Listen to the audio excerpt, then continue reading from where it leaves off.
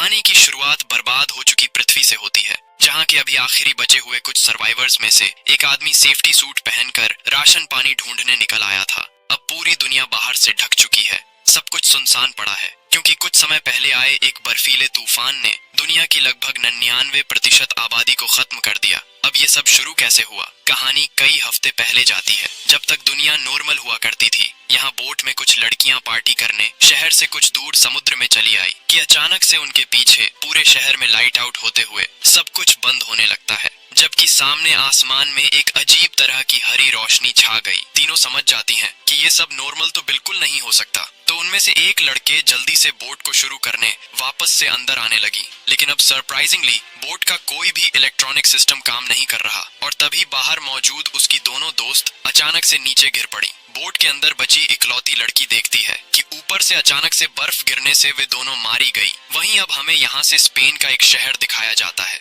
जहाँ की light out होने के बाद लोग सड़कों पर प्रदर्शन कर रहे थे, क्योंकि कई दिन से लगातार पावर कट हुए जा रहा है। सो आज भी लोगों को लगा कि बिजली विभाग ने ही लाइट काटी होगी। उनके प्रदर्शन से हर ओर जाम भी लगने लगा। अब इसी ट्रैफिक में एक जवान भी है, जो कि अभी अपनी पत्नी और बेटी को घर छोड़कर आज की शाम अपने कुछ दोस्तों के साथ ड्रिंक करने उनके खास अड्डे पर जा रहा था। वो रास्ते में नोटिस भी करता है कि आज शहर में कुछ ज्यादा ही हलचल है, जैसा कि अमूमन होता नहीं था। खैर, जोन अभी के लिए इन सब पर ज्यादा ध्यान नहीं देता और सीधा अपने दोस्तों से मिलने अपने एक दोस्त अल्फ्रेडो के घर पहुंच जाता है। यहाँ उसके बाकी दोस्त भी टीवी में यही न्यूज देख रहे थे कि अचानक से एक फैक्ट्री में आग लगने से उसकी जहरीली गैस लीक हो गई, और वो गैस अगर बाहर निकली तो बहुत खतरनाक हो सकती है। सो जोन कहता है कि उन्हें इस न्यूज पर ज्यादा ध्यान नहीं देना चाहिए, और चारों दोस्त मिलकर अब गेम्स खेलने लगे। जल्द ही उनकी आज रात के लिए मंगवाई हुई बोतल भी आ गई, जिससे कि उनकी शाम और रंगीन हो जाएगी। लेकिन उनमें से किसी को नहीं पता था कि आज के बाद पूरी दुनिया बदलने वाली है। अचानक से ही अब यहाँ पर जनरेटर वाली पावर भी बंद हो गई। तभी ऊपर से अल्फ्रेडो की पत्नी एना भी आकर सबको इन्फॉर्म करती है कि जो डिलीवरी मैन उन्हें बोतल देकर गया था वो बाहर गली में गिर गया और मारा गया। सभी दोस्त अब खिड़की से बाहर देखते हैं कि अचानक से ही बाहर स्नोफॉल होने लगी, जिससे कि हर कोई हैरान था,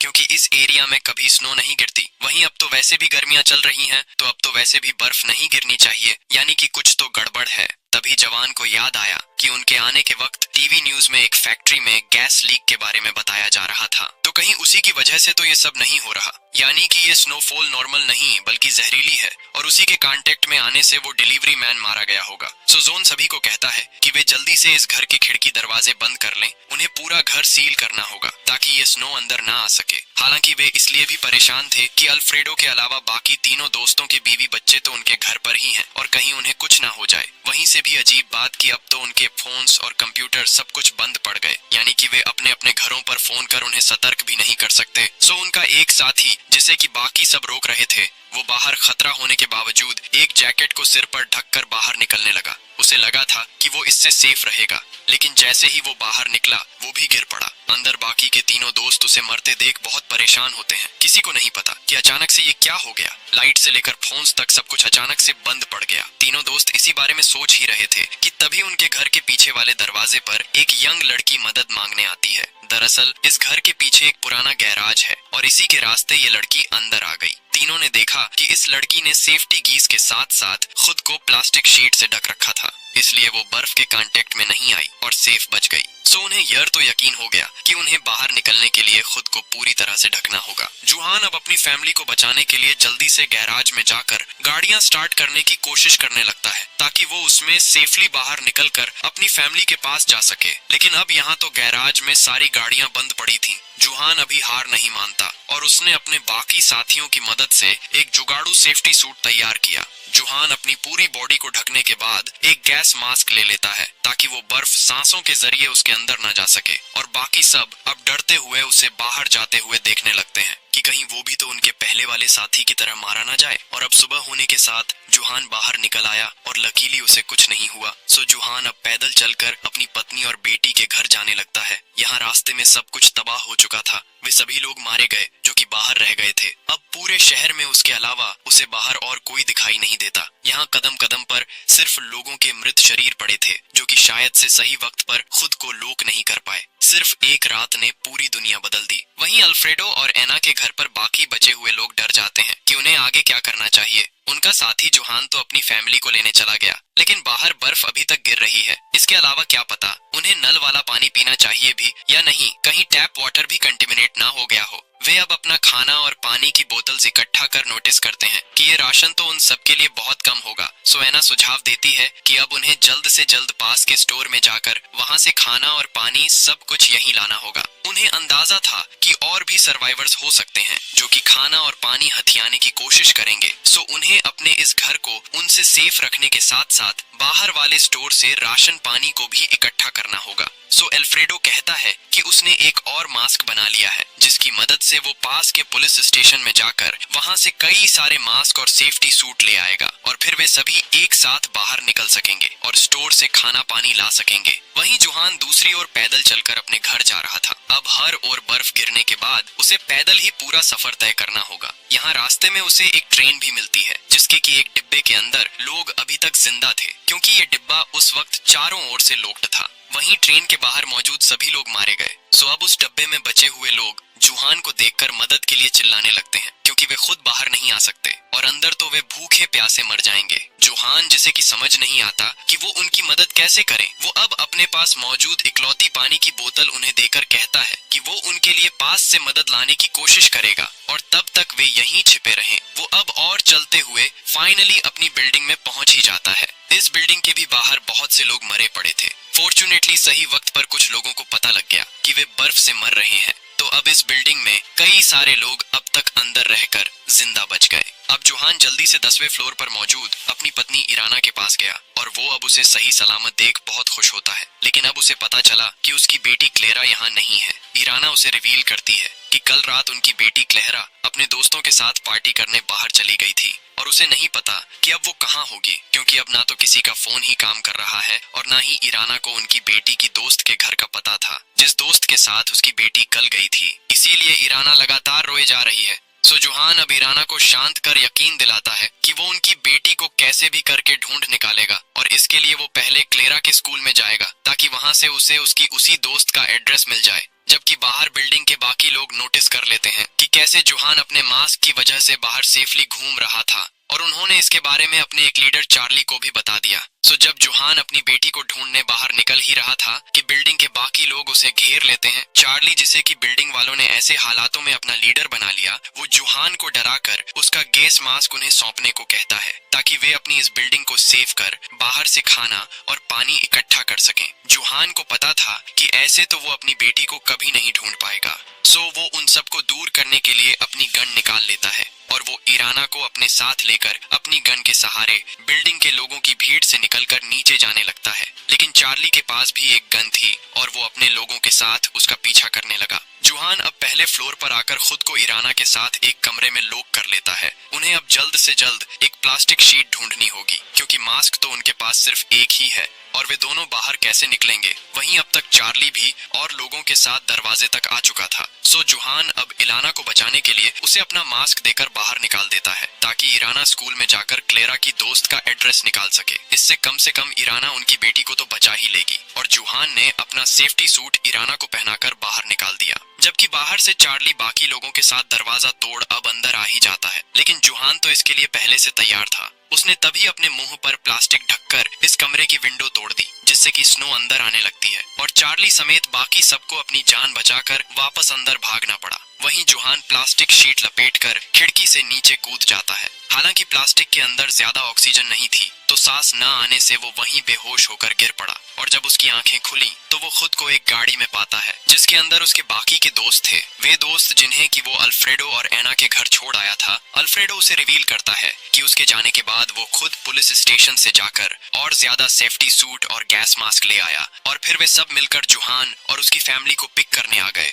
उन्हीं की वजह से जोहान की जान बच गई और यहाँ से जोहान और इराना अपने बाकी दोस्तों के साथ उनके घर जाने लगते हैं ताकि वे आगे के बारे में प्लान कर सके। हालांकि किसी ने ध्यान नहीं दिया कि ऊपर आसमान से एक अजीब तरह से आग के मेट्योराइट्स पृथ्वी पर गिर रहे हैं, यानी कि पृथ्वी के हालात जल्द ही और ज्यादा बदतर होने वाले थे। यहाँ अब तक सभी लोग जोहान और इराना को साथ लेकर वापस एना वाले घर में आ जाते हैं ताकि प्लानिंग कर सके कि उन्हें आगे क्या करना है। जुहान हालांकि अभी गाड़ी लेकर अपनी बेटी की इंफॉर्मेशन के लिए स्कूल जाना चाहता था, मगर अल्फ्रेडो ने कहा कि उन्हें कुछ देर इंतजार करना चाहिए। उन्हें तभी बाहर विंडो से एक आदमी अपने घर की ओर आता हुआ नजर आया, जो कि उनकी गाड़ी के टायर के निशानों का पीछा कर रहा था। सो सभी उस पर गैराज में जाकर गन पॉइंट कर देते हैं। उन्हें पता चला कि सर्वाइवर का नाम बोनीटो है, जो कि उनके पास में एक हार्डवेयर स्टोर चलाता था। वो रिवील करता है कि वो यहाँ से थोड़ी ही दूर मौजूद बाकी सर्वाइवर्स के साथ छिपा हुआ है, मगर अब वहाँ पर खाने पीने की सप्लाई ऑलमोस्ट खत्म होते जा रही है। सो वो अकेला ही सेफ्टी करके बाहर मदद लेने निकल पड़ा।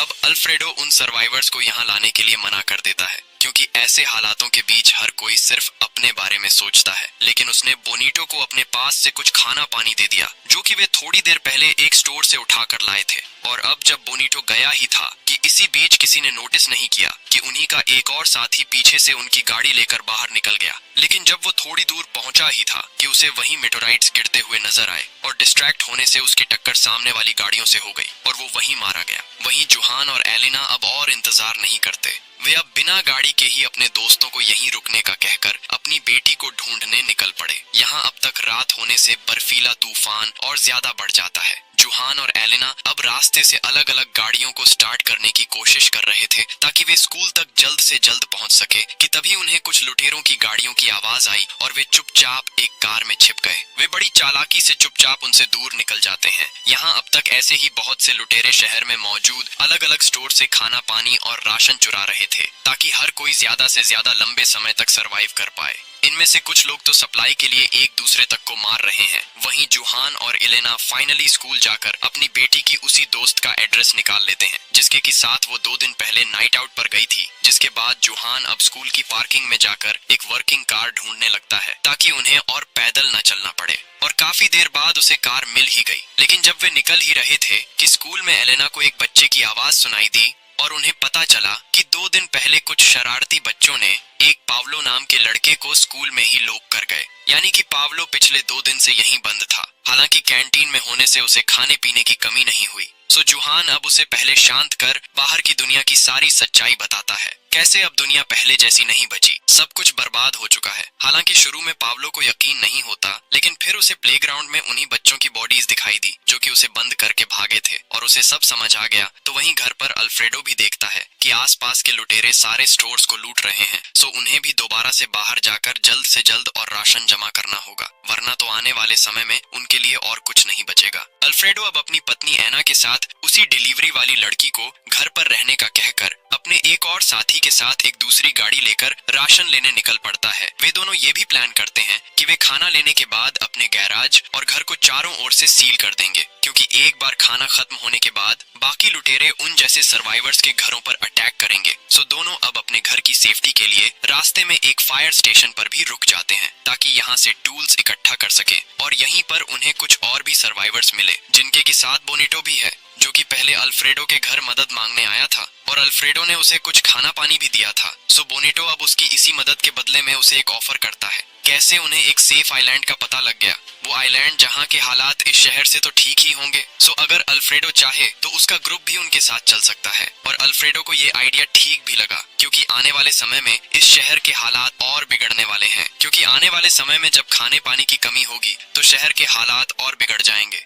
यहाँ ऑलरेडी इतने सारे लुटेरे घूम रहे हैं, सो आने वाले समय में यहाँ कोई सेफ नहीं होगा। वहीं दूसरी ओर जुहान और एलेना अब पावलो को साथ लेकर पहले उसे घर छोड़ने आ गए ताकि फिर वे यहाँ से अपनी बेटी को ढूंढ सके। लेकिन पावलो के घर पहुँचते ही उसके दोनों पेरेंट्स पहले ही मारे जा चुके थे, सो उन्हें उसे अपने साथ ही रखना होगा। वहीं पावलो अब अपने पेरेंट्स को मरा हुआ देख उसकी हालत बिगड़ने लगी। सो जुहान दोनों को पास की फार्मेसी में ले जाने लगता है ताकि वहां से कुछ दवाइयां ले सके। वहीं फार्मेसी के बाहर उन्हें एक और प्रेग्नेंट औरत भी मिल गई जो कि बाहर अकेली भटक रही थी। तो जुहान अब उस पर तरस खाकर उसे अंदर आने देता है, लेकिन ये एक ट्रैप था और उस औरत के सहारे बहुत से लुटेरे फार्मेसी में घुस आए। उन्होंने जुहान से उसकी गाड़ी की चाबी लेकर उसे एलिना के साथ बाथरूम में बंद कर दिया, और जब वे लुटेरे चले गए उसके बाद पावलो दोनों को बाहर निकालता है। ऐसे हालातों में लोग इंसानियत को बहुत पीछे छोड़ देते हैं। वहीं घर पर अल्फ्रेडो अपनी पत्नी एना से कंसल्ट करता है कि क्या उन्हें अपना शहर छोड़कर उस आइलैंड पर जाना चाहिए,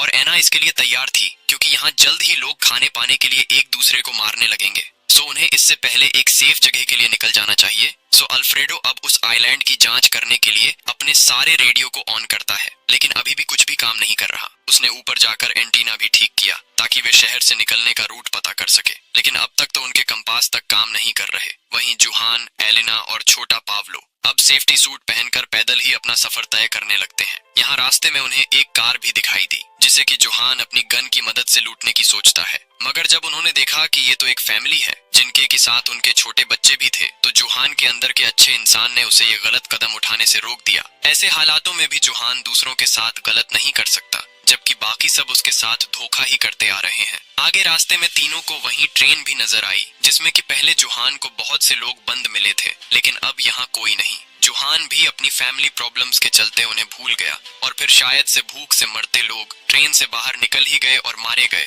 जिनके बारे में जुहान अब कुछ नहीं कर सकता। सो वो पावलो और एलिना के साथ वापस से अपने दोस्त अल्फ्रेडो के घर आ जाता है, जहाँ की उसे पता चला कि उसके सभी साथी इस शहर से निकलने की सोच रहे हैं, वो भी एक ऐसे आइलैंड पर जहाँ की उन्हें बोनीटो ने चलने का आइडिया दिया था। यहाँ अल्फ्रेडो जुहान को भी मनाने की कोशिश करता है कि अब उसे रियलिस्टिक होकर सोचना पड़ेगा। उसे नहीं लगता कि उसकी बेटी क्लेरा अब तक जीवित होगी, सो जुहान को उसे और नहीं ढूंढना चाहिए। हालांकि ये सुनकर जुहान भड़क उठा क्योंकि वो अपनी बेटी के बिना कहीं नहीं जाएगा, और यहाँ से फैसला किया गया कि जुहान और एलिना अब अपनी बेटी के लिए यहाँ से इन लोगों से अलग हो जाएंगे। हालांकि उन्हें ये नहीं पता कि बाहर एक और अनजान खतरा उनका इंतजार कर रहा है। बाहर जब एक यंग कपल अकेले में गाड़ी में एंजॉय कर रहे थे कि अचानक से उनकी गाड़ी पर किसी जीव ने हमला कर दिया और दोनों को मार डाला। अब ये था क्या? ये बहुत बड़ा राज है जो कि हमें आगे पता चलेगा। वहीं इन सब से बेखबर एलिना और जुहान अब अलग होने से पहले एक पुरानी फोन बुक निकाल लेते हैं जिससे कि वे अपनी बेटी की दोस्त का एड्रेस निकाल सकें।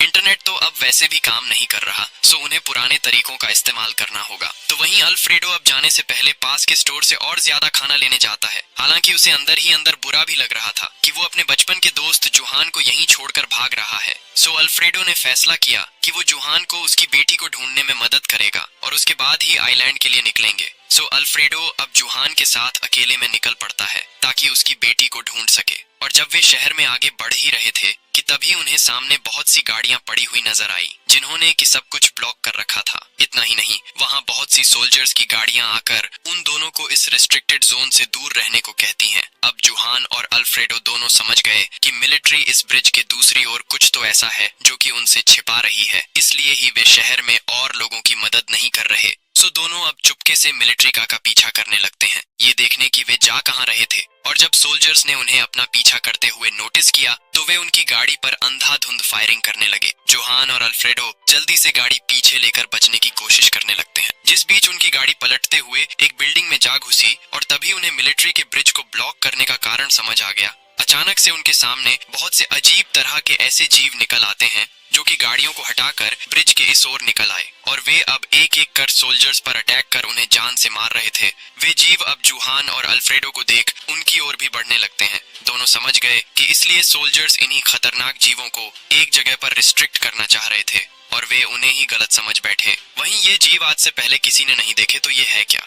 दोनों अब उसी पलटी हुई गाड़ी में छिपकर वापस से घर जाने के लिए बाहर शांत होने का इंतजार करने लगते हैं। उन्हें बाहर कुछ सोल्जर्स की गन भी मिल गई, लेकिन वे इन बड़े बड़े जीवों को देख समझ चुके थे कि इन हथियारों से तो वे इन जीवों को मार नहीं पाएंगे। वे सारे सोल्जर्स तक इनका सामना नहीं कर पाए और अब उनके चलने की आवाजों से कुछ जीवों ने उन्हें नोटिस कर लिया और दोनों दोस्त अब उनसे बचने के लिए उनसे दूर भागने लगते हैं। इसी बीच उन दोनों को कुछ ही दूरी पर भागने के बाद एक आदमी ने बिल्डिंग में आने को कहा और वो ऊपर से आग फेंक कर दोनों को उन जीवों से बचा रहा था, जिसके बाद आखिरकार वे दोनों उस सेफ बिल्डिंग में घुस ही गए। यहाँ वे देखते हैं कि यहाँ तो एक चर्च में बहुत से सर्वाइवर छिपे हुए थे। यहाँ इस चर्च की लीडर एक नन अब जुहान और अल्फ्रेडो को ऊपर छत पर ले जाकर वही मटोराइट्स दिखाने लगती है जो कि पिछले कई दिन से पृथ्वी पर गिर रहे थे, और उसने रिवील किया कि कैसे ये जीव असल में इन्हीं मटोराइट्स से पृथ्वी पर पहुंचे हैं, यानी कि ये किसी एलियन प्लेनेट से आए होंगे और अगर ऐसा ही जारी रहा तो ये जीव पृथ्वी से सारे इंसानों को मारकर खुद पृथ्वी पर कब्जा कर लेंगे, यानी कि उनके सामने और बड़ा खतरा आ गया। अब जुहान और अल्फ्रेडो जल्दी से घर जाना चाहते थे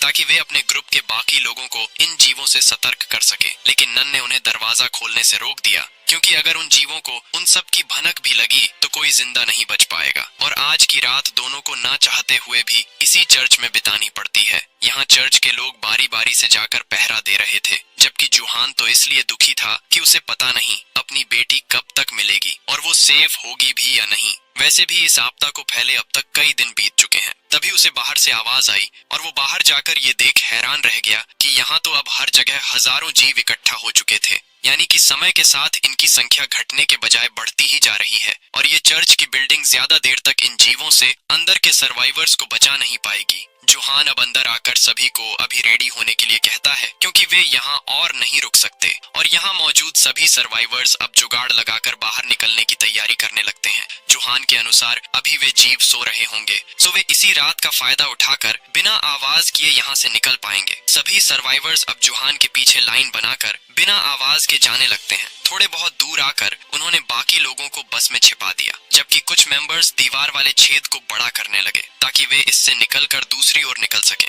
इसी बीच बस में बैठे सर्वाइवर्स में से एक औरत का बच्चा रोने लगता है, जिससे कि कई सारे एलियन जीव बस के चारों ओर भी आ गए और वे बस में बैठे सर्वाइवर्स पर अटैक करने ही वाले थे कि तभी एक बूढ़ा कपल बाकी सबको बचाने के लिए पीछे से चर्च में जाकर वहां की बैल बजाने लगते हैं ताकि सारे सर्वाइवर्स निकल सकें। और उन्होंने अब सारे एलियंस को अपनी ओर आकर्षित कर एक आखिरी बार हाथ पकड़कर एक दूसरे को देखा। उनके सैक्रिफाइस की वजह से बाकी के सारे सर्वाइवर्स बच निकले। वहीं जुहान अब तक उसी ब्रिज से एक बड़ी गाड़ी ढूंढ लेता है। हालांकि इसकी आवाज से वे एलियन भी आ गए और जुहान बाकी लोगों के साथ अब उन पर फायरिंग करते हुए अपनी गाड़ी में सभी सर्वाइवर्स को बैठाकर वहां से निकल गया, जबकि उनके पीछे वाला चर्च अब पूरी तरह से ब्लास्ट हो जाता है। जुहान और अल्फ्रेडो अब सेफ लोकेशन पर आकर बाकी सबको गुड बाय बोल वापस से अपने घर आ जाते हैं, ये देखने की कहीं यहाँ बाकी सबको कोई प्रॉब्लम ना आई हो। और यहीं पर जुहान को एक अच्छी खबर मिली। यहाँ तो सरप्राइजिंगली उसकी बेटी क्लेयर खुद पहले से मौजूद थी। एलिना ने उसे बताया कि क्लेयर कल ही उन्हें ढूंढते हुए यहाँ पहुंच गई। फाइनली इतने दिनों के बाद जुहान और एलिना सुकून की सांस लेते हैं कि उनकी बेटी बिल्कुल सेफ है। वहीं बाकी सब भी पूरी तैयारी कर रहे थे ताकि वे यहाँ से निकलकर उसी सेफ आइलैंड पर जा सकें कि तभी वहाँ पर सर्वाइवर्स का एक और ग्रुप आ गया और वे अल्फ्रेडो को ऑफर करते हैं कि वो उसके घर और गैराज के बदले में उनका होम ट्रक ले ले, जिसमें कि कई सारे लोग आराम से रह सकते हैं। यहाँ अल्फ्रेडो के ग्रुप को तो वैसे भी आइलैंड पर जाना था, तो वे इस ऑफर के लिए आराम से रेडी हो गए और सभी मेंबर्स अब उस ट्रक में सामान पैक कर निकलने के लिए रेडी हो जाते हैं। इसी बीच अल्फ्रेडो ने नोटिस भी किया कि क्लेरा जब से वापस लौटी है वो बहुत अजीब तरह से बिहेव कर रही थी, जैसे कि वो अपने खुद के बस में ना हो। लेकिन कोई भी अब इस पर ज्यादा ध्यान नहीं देता और सब अब ड्राइविंग करते हुए उसी आइलैंड की ओर निकल पड़े। लेकिन जब वे काफी देर ड्राइविंग के बाद समुद्र तक पहुंच ही गए तो यहाँ पर उन्हें एक और प्रॉब्लम आ गई। यहाँ पृथ्वी के बदलते वातावरण के कारण अब पानी का लेवल बहुत नीचे चला गया, सो उन्हें कोई और लोकेशन ढूंढनी होगी जहाँ से वे बोट का इस्तेमाल कर सकें। लेकिन अब क्योंकि शाम हो रही थी तो अभी के लिए उन्हें रात बिताने के लिए कोई जगह ढूंढनी होगी और वे सभी पास के एक शॉपिंग मॉल में जाकर आज रात बिताने का फैसला करते हैं। यहाँ शॉपिंग मॉल में उनके अलावा और भी बहुत से लोग थे, जिनमें कि वे सर्वाइवर्स भी हैं, जिन्हें कि जुहान और अल्फ्रेडो ने चर्च में बचाया था। यहाँ मौजूद सारे ही लोग मिलकर एक दूसरे का साथ दे रहे थे कि इसी बीच क्लेयर को अचानक से दौरा आने लगता है, जो कि आज तक उसे कभी नहीं आया था। लेकिन फिर से सभी को लगा कि ये सब उसके कई दिन अकेले ऐसे हालातों में रहने की वजह से हुआ होगा और सब इसे इग्नोर कर फिर से सो गए कि सुबह अचानक से जुहान की आंख बहुत ज्यादा शोर से खुलती है। उन्हें पता चला कि बाहर जो जहरीली स्नोफॉल हो रही थी वो अचानक से ही रुक गई और बाहर कई दिनों के बाद फाइनली अच्छी खासी धूप निकल आई। लोग बाहर निकलकर भी देखते हैं कि अब वे बाहर जाने से मर नहीं रहे। यहाँ हर कोई खुश होता है कि फाइनली शायद से ये आपदा खत्म हो गई और अब फिर से दुनिया नॉर्मल होने लगेगी। तभी सामने से एक गैंग आकर लोगों पर फायरिंग करने लगती है और शॉपिंग मॉल में मौजूद लोग अपनी जान बचाने के लिए इधर उधर भागने लगे। वहीं जुहान अकेला अपने ग्रुप को बचाने के लिए उस गैंग से लड़ने लगता है कि अब तक पीछे से आर्मी के सोल्जर्स भी लोगों को बचाने आ चुके थे और वे भी अब उस गैंग पर अटैक कर फाइनली सभी लोगों को बचा ही लेते हैं। शॉपिंग मॉल के सभी बचे हुए सर्वाइवर्स अब सोल्जर्स के साथ जाने लगे। इसी बीच जुहान के ग्रुप ने ध्यान भी दिया कि अब धूप निकलने के बाद बर्फ पिघलनी शुरू हो चुकी है और झीलों में फिर से पानी भरने लगा है। हालांकि सबको पता था कि वे एलियन जीव अभी भी पृथ्वी पर मौजूद हैं, तो वे तो उनके लिए खतरा होंगे ही, अब ऐसे ही धीरे धीरे कई हफ्ते बीत चुके हैं। जुहान और उसके ग्रुप समेत बहुत सारे सर्वाइवर्स मिलिट्री सोल्जर्स के साथ शहर से बाहर एक कैंप में रह रहे हैं, जहां पर वे शूटिंग की प्रैक्टिस भी करते ताकि वे उन एलियन जीवों से लड़कर उन्हें मारकर पृथ्वी फिर से साफ कर सकें। वहीं सोल्जर्स को रेडियो से पता भी चला कि धीरे धीरे पूरी पृथ्वी से वो जहरीली बर्फ गिरनी बंद हो गई। यहाँ किसी को नहीं पता था कि वो शुरू कैसे हुई और अपने आप रुक कैसे गई। हालांकि वे सब अभी तक भी शहर के अंदर नहीं जा पाए हैं, क्योंकि वहाँ तो अभी भी वे एलियन जीव होंगे। वहीं जुहान भी हैरान था कि उस गैंग के लोगों ने सब कुछ नॉर्मल होने पर उस शॉपिंग मॉल में लोगों पर अटैक क्यों किया, इसमें भला उनका क्या फायदा था। और अब एक शाम उन सबको बताया जाता है कि मिलिट्री कुछ लोगों को शहर में भेजना चाहती है ताकि वे शहर के अंदर के हालातों का पता लगा सके। इसके लिए उन्हें एक ट्रेन का इस्तेमाल करना होगा जो कि सीधा शहर के अंदर जाती है। और अब अगली सुबह होते ही जुहान की अगुवाई में उसका छोटा सा ग्रुप शहर में जाने के लिए निकल पड़ते हैं। वे सब ट्रेन को स्टार्ट कर अब रास्ते से सब कुछ हटाकर आगे बढ़ते जा रहे थे। और जब वे शहर के अंदर घुस गए तो हर कोई जश्न मनाता है, जिसके बाद वे ट्रेन से उतरकर पैदल ही आगे बढ़ने लगते हैं। वे देखते भी हैं कि उस आपदा के कारण पूरा शहर तबाह हो रखा था। लेकिन इससे भी अजीब बात कि अब किसी को भी शहर में वे एलियन जीव कहीं नजर नहीं आते। सब हैरान थे कि वे जीव कहाँ गए होंगे। इसके अलावा उन्हें शहर में और भी कुछ लोग नजर आए जो कि काफी वियर्डली बिहेव कर रहे थे। अब ऐसा क्यों हो रहा है, हमें ये आगे कहानी में पता चलेगा। यहाँ ग्रुप के कुछ लोग शहर के दूसरे हिस्से में चले जाते हैं ताकि वहाँ का मुआयना कर सके। तो वहीं जुहान का ग्रुप अब रेडियो सेटअप कर शहर के बाहर मौजूद अपने बेस को सब रिपोर्ट करते हैं जो जो उन्होंने अब तक शहर में देखा था। वहीं उन्होंने एक बिल्डिंग के ऊपर चढ़कर ये भी देखा कि शहर की दूसरी दिशा में एक अजीब सी ब्लू लाइट चल रही थी। सो जुहान कमांडर से कहता है कि उन्हें कुछ और लोगों को वहाँ भेजकर उसके बारे में पता करना होगा कि ये है क्या। लेकिन अभी रात को कमांडर इसके लिए मना कर देता है। सो आज की रात जुहान फिर से अपने साथियों के साथ वहीं कार्ड्स खेलते हुए पार्टी करने लगता है, जैसा कि वो कहानी के शुरू में कर रहा था। उसे लग रहा था कि अब सब ठीक हो जाएगा कि अब अचानक से ही उनका एक साथी लूकस, जो कि ऐसा लग रहा था कि वो अपने होश में नहीं है, उसने उनके एक और साथी को चाकू मार दिया और खुद ऊपर भाग गया, जहां बाकी लोग उस घायल मेंबर को ट्रीट करने लगते हैं। जबकि जुहान लूकस को देखने गया कि उसे अचानक से क्या हो गया, लेकिन लूकस तो यहाँ अपने बस में नहीं था और वो बिल्डिंग के टॉप से सीधा नीचे कूद जाता है। ऊपर से जुहान और अल्फ्रेडो सब देख रहे थे कि कैसे अचानक से शहर की गलियों में बहुत से आम लोग अजीब तरह से बिहेव करते हुए उसी ब्लू लाइट वाली दिशा में जा रहे हैं, बिल्कुल सेम लूकस के जैसे, जो कि अपने बस में नहीं था। तो अब जुहान और बाकी सब उस चाकू से घायल मेंबर को लेकर वापस आर्मी बेस में जाने लगे ताकि वे उसकी जान बचा सकें। तभी उन्हें याद आया कि उनके कुछ और मेंबर्स शहर के दूसरे कोने में गए हैं। तो जुहान अब बाकी लोगों को उस घायल मेंबर को आर्मी बेस तक ले जाने का कहकर खुद अल्फ्रेडो के साथ रास्ते में उतर जाता है ताकि वे अपनी बाकी टीम के मेंबर्स को ढूंढ सके और उन्हें वापस ला सके। और शहर में आगे जाकर जो वे देख पा रहे थे, उनकी आंखें फटी की फटी रह जाती हैं। यहाँ तो वे सारे एलियन जीव मौजूद थे